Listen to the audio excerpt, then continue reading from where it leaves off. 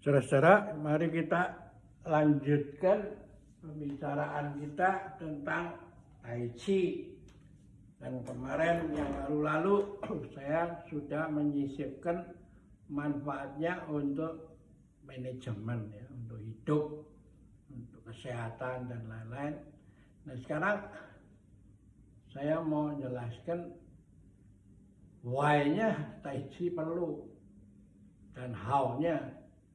Dan bagaimana bisa menjadi satu senam yang tidak bertele-tele, gitu. Karena kita kan harus kerja, harus urus rumah tangga dan sebagainya kan.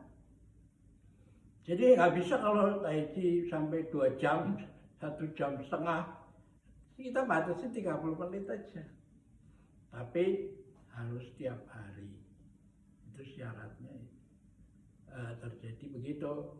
Kalau enggak, ya Tai Chi nggak bisa di 3 kali sehari di keteng begitu, berapa batang saya ingin berlatih, atau pada saat semangat saya berlatih on tapi off lagi, itu nggak bisa. Ya percuma, buang waktu, ya kan.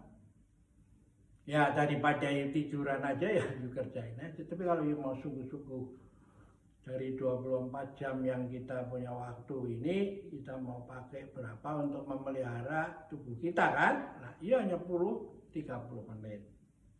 Nah setelah 30 menit berikutnya, yuk mau sepak bola, mau angkat besi, mau loncat tinggi, mau loncat galah, mau berenang, up to you, boleh aja. Tapi kita mau mengambil yang 30 menit ini, ya toh?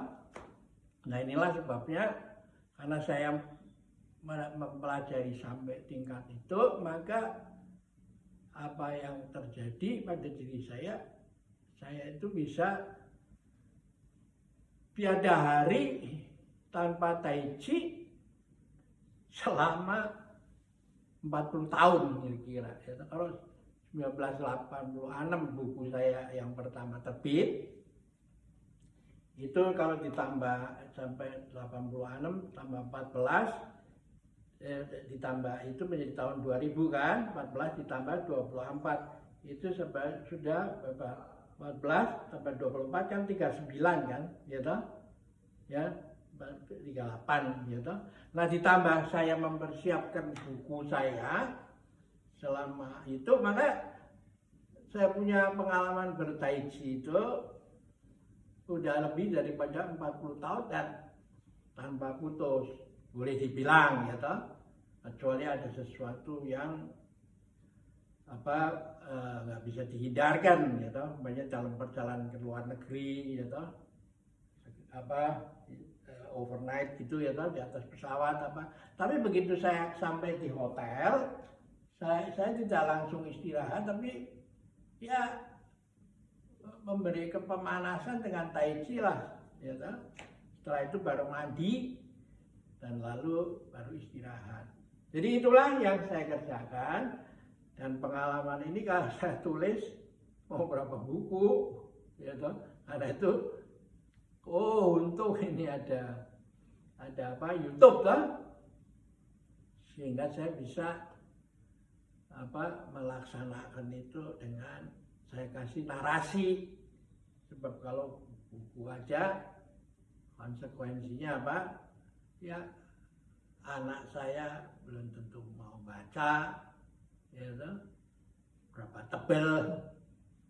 Lalu cucu saya apalagi, cicit saya apalagi. Nah dengan adanya YouTube yang bisa dengan narasi ini, saya bisa menjelaskan itu semua, ya kan? Sehingga cicit saya atau canggah atau apa itu, meskipun saya sudah meninggal, dia masih ini loh, kamu bisa mendengarkan suara yang kamu punya leluhur ini, ya toh. Jadi itulah kita punya mindset untuk belajar Tai Chi. Nah setelah saya mengalami pengalaman sampai sekarang, ada satu kesimpulan bahwa ternyata kita sekolah itu diajar untuk ilmu untuk mencari pekerjaan dan penghasilan. to have, bukan to be. Sehingga kemanusiaan kita tidak lengkap, ya toh.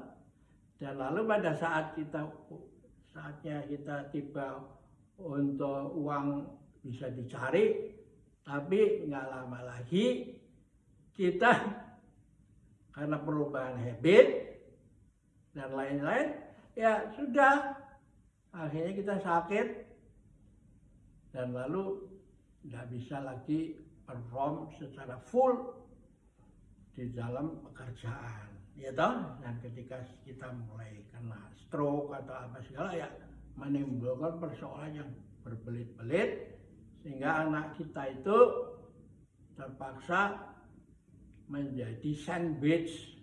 Dia harus ngongkosin orang tuanya dan kita harus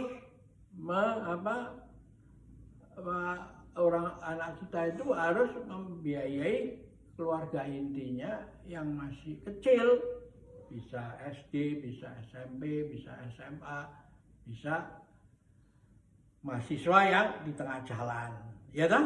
Ya, begitu. Saya mengakhiri penjelasan tentang why Anda memilih Tai Chi ini, ya kan? Dan saya batasi supaya nggak boleh lebih dari 10 menit, karena kalau 10 menit lebih ya sudah di luar dari budget kita, ya. Oke, kita jumpa lagi pada pertemuan berikutnya.